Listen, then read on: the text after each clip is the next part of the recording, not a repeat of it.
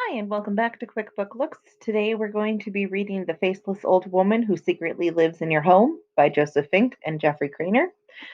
If you are into podcasts at all, you will probably recognize them as the creators of Welcome to Night Vale, and you will probably recognize The Faceless Old Woman as a reoccurring character. Craig, 2011. I set your shoes on fire. All of them. They're in the trash can by the rental office. They're still smoldering. The side of the plastic bin has melted away, and Stuart in apartment 413 has already made 4 calls to the super. He didn't answer because I locked him in his bathroom because I didn't want the fire put out just yet. It's nice, the smell of burning. I used to not like it, as it reminded me of a particularly bad moment in my early life. But that was so many years ago, and now I enjoy the smell of burning. Burning anything: rubber, cloth, skin in small amounts, hair, definitely hair, even wood. A fireplace on a cool winter night, a campfire on a warm summer night, a house as a family of 4 flees, leaving behind everything they've ever owned to be consumed by flames. Plus, there's true beauty in black ash quivering around bright orange edges. It's art, Craig. I know you appreciate art. Also, the birds are alarmed, and I find that funny. You missed your date tonight because you couldn't find your shoes, which is why I'm telling you now that they're on fire in a quickly melting plastic bin. Then, when you tried to rush to a shoe store, your car wouldn't start because someone broke in and jammed glass shards into the ignition. Or at least that's what the locksmith said when she came to investigate the problem. Who would do something like that? You wanted her professional opinion. She only shrugged and said she'd have to replace the ignition switch, which would take a couple of days and cost $400. I suppose I could have used the glass shards to slash your tires to keep you from your date. It would have been cheaper for you, but it wouldn't have been as beautiful. I don't think you noticed the perfect arc of blood splatter across the floor mat when you cut your hand on the ignition. You screamed in pain, ignoring the beauty of your own nature. So please take a moment to look out the window by the shower and appreciate the artwork I have created. I call it Craig's Impertinence. Multimedia, plastic, gasoline, and shoes. But you're too busy moping. You've been standing in that shower for 10 minutes. I know because I'm here with you. A faceless old woman inches from your neck. You would feel my breath if I still breathed. I think it would be upsetting for you if you turned around. Better to let the water run over you. Better not to see. You haven't even touched the soap. You look pathetic. Why? Because you missed a date with a woman who was pretty and shared similar loves and seemed genuinely interested in you? Or because when you went to try to reschedule with her, she accused you of texting her an inappropriate photo when in fact you did no such thing? You can't hear me. These are rhetorical questions, anyways. I don't need a response. You wouldn't even know to respond to me. After all, you don't know I'm here, even after that one day a year ago when you passed by the living room and half noticed the strange new chandelier hanging from the ceiling, the one made from the twisted limbs and neck of an old woman contorted into the shape of like a spider. And then you thought, wait, what did I just see? And you backed up to find that the hanging old woman was gone. Almost certain she was never there. Probably you imagined her. I can see why you're upset. The woman you did not go on a date with is too. No one wants to have a first date cancel on them and then have the same date inexplicably text them a photo of a raccoon having its intestines gnawed out by a coyote. I mean, I would want that, but I've never really been into dating, although it is true that once I was deeply in love. So I can only assume most women would not like that kind of behavior. I forgot to mention she received a text from you while you were trying to get your car fixed that included a photo of a coyote devouring a raccoon. The coyote's fur was a glistening red about the mouth, its eyes golden like a cornfield. The raccoon's neck is clearly broken and its organs are pink and gray. I'm sure she was disgusted, but honestly, she's made of similar materials. So are you, Craig. I'm not sorry I sent her that photo using your phone, and you shouldn't be either. It was a good photo, a discomforting reminder of Snowden's secret that manners matter. Did you ever read Catch 22? It's a funny and sad book about moral hypocrisy and self interest. My favorite part is how cold Snowden got when his small intestines unraveled from beneath his flak jacket. That's not a spoiler because that book's been out for decades and you should have read it by now. Plus, you can't even hear me.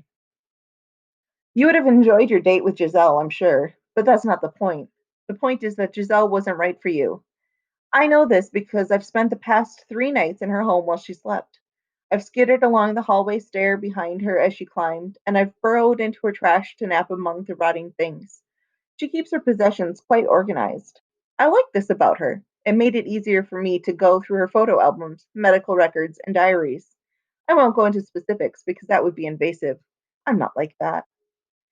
Giselle keeps a great deal of physical photos. She likes to look through them when she is feeling nostalgic or overwhelmed. I took a crafting knife and carved away the faces from the photos. I only did this to people who were not her parents or grandparents. I think family is important. Children are the most important. Have you thought about children, Craig? Giselle does not seem interested in having children. She wants to go to law school and open her own firm. She wants to travel a lot too. And you don't want that. Believe me, I've traveled enough for both of us. The world is awful. There's only flesh and illness out there. You'll be fine right here in Night Vale. Don't worry, Giselle will find another person to date. They will travel and be selfish and not raise a family. They will never know the joy of raising a handsome, gentle, smart boy like you. And they won't care. That's good for them. I'm only saying you don't want that. I know you, Craig. I know what is good for you, and this would not have been good. Anyway, that bridge is burned now, I suppose, along with your shoes. You'll never hear from her again. Nope, I was wrong. She just texted back. You're missing this while you're brooding in the shower, Craig. WTF is wrong with you, she writes. You two are done, before you ever even got started. Another text. Please don't contact me again. Please. Okay, what I read initially as anger is probably fear. You scared her, Craig. We scared her. I'm going over to her place now to block your number on her phone so she doesn't have to deal with the emotional devastation of getting some mumbly apology text from you. Done. She looks in bad shape. All her lights are out, and she's sitting on the edge of her couch staring at nothing. Then, for a moment, she saw a flicker of me beside her, a crooked figure with no face, and she screamed. She is so dramatic about everything. You are better off. Maybe this is a bad time to bring this up, but you need to pay your credit card bill. It's maxed out, and you've missed the past 2 due dates. And the thing is, and this is going to sound selfish because it is, but your Netflix account got suspended, and I was only halfway through season 3 of Cheers. The laugh track is a bit off putting, but it's still a good show. I really love the plot twist that Norm's nagging wife Vera turns out to have been dead for 10 years, and Norm has kept her memory alive by continuing a fictional narrative about her. Sam and Diane knew that Vera wasn't really alive and that Norm was delusional, but in episode 7, when they go to check in on Norm, they find him cuddled up next to her decayed corpse and reading her Lord Byron's The First Kiss of Love, and he's crying. The stench is unbearable, but less unbearable than that brutal truth of a moment. My point is, I didn't get to finish watching Cheers because you're behind on your credit card payments. I need you to deal with that. Also, you're wasting water standing in the shower for so long. Stop brooding, or I will run one of my jagged yellow fingernails along the back of your neck. Your father used to brood all the time, drove your mother crazy.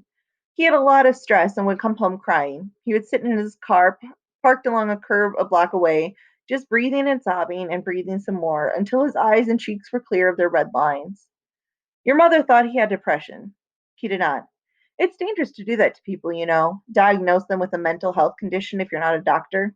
I secretly live in everyone's home, and I have seen people coping and not coping with depression. Your father, Donald, did not have depression.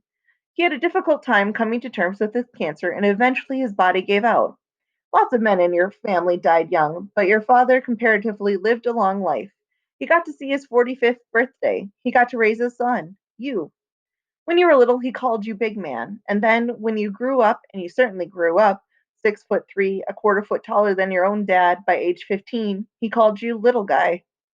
He loved you and cared for you like the father he never had. Your paternal grandfather, Jacob, died when your dad was only 7 years old. But Jacob had been in a coma for 4 years before that after the hunting accident that ripped away nearly half of his skull. He was carrying a shotgun carelessly. He tripped and the gun went off, as did a good portion of his head. The spray of blood really was beautiful, but I suspect you wouldn't have appreciated it then either. People so rarely take the time to appreciate what's around them. Donald wanted you to have a loving father, someone to teach you to ride a bike, to read, to be respectful to others, to be creative.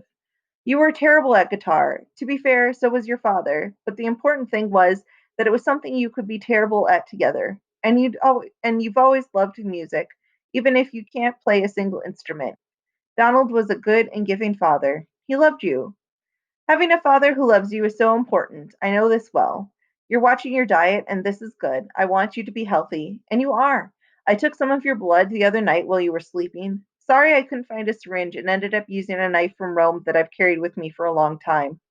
I took your blood to Night Vale's General Hospital and surreptitiously replaced Harrison Kipp's sample. Your blood work came back perfect. Apparently, this was good news for Harrison, too. He and his doctor were so amazed that his extraordinarily high hemoglobin count came back normal for once. Your father's early death haunts you, I'm sure. That's normal. And I'm glad you are health conscious because of it. Your father's body was filled with so many artificial chemicals and carcinogens over the years. His cancers, and there were many, were a product of personal choices, not genetics. I'm old, older than you can imagine, probably older than I can imagine, and I have met nearly everyone in your family tree, going back well over a century. There's very little cancer there, rest assured. Of course, you can't hear or see me, and I'm fine with that because I'd prefer you to stay on your healthy path. But really, please work on your finances. Pay that credit card bill. I want you to take care of yourself because I think you're a nice man, Craig. I've known you your whole life, and you have a beautiful heart. You care so much for your friends, your family, and even the people less fortunate than you. You had only $300 in your account last Christmas, and yet you still donated 200 to Doctors Without Borders. It's hard not to like you, Craig. I want to help you live a good life, raise a good family, to teach your future son to love and respect his children. It's what your father would have wanted, what all fathers should want. Please, the water in the shower is starting to run cold. And anyway, the fire truck's just arrived about the pile of burning shoes. Hurry and dry off so you can see the art I made for you. Craig, I'm not going anywhere. You are part of my story, a story that started more than 200 years ago on an estate by the sea. It's a long story, but don't worry. We have so much time still left.